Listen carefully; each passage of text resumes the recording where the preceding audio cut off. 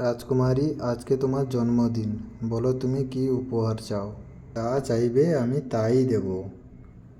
পিতা, আপনি মানা করবেন না তো?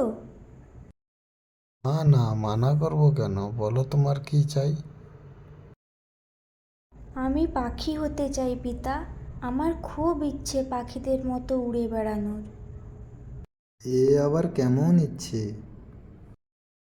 আমি জানি না পিতা, আপনি আমাকে কথা দিয়েছেন যা চাইবো তাই দেবেন। ঠিক আছে, আমি দেখছি কি করা যায়।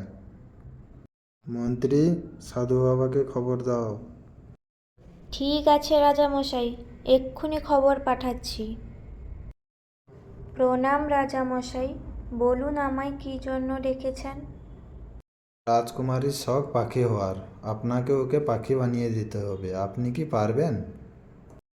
হ্যাঁ নিশ্চয়ই, কেন পারবো না।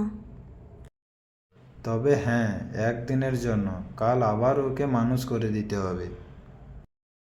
জো হুকুম রাজামশাই। রাজামশাইয়ের কথায় সাধু রাজকুমারীকে একদিনের জন্য পাখি বানিয়ে দেয়।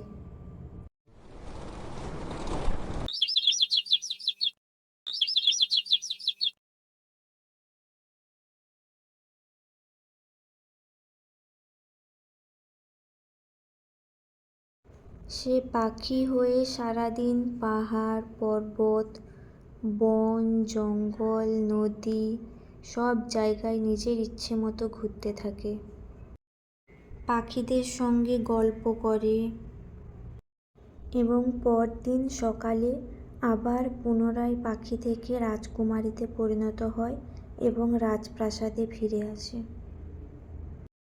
ভিডিওটি কেমন লাগলো কমেন্ট করে জানাবেন। ভিডিওটিতে লাইক এবং প্লিজ চ্যানেলটিকে সাবস্ক্রাইব করে পাশে থাকবেন।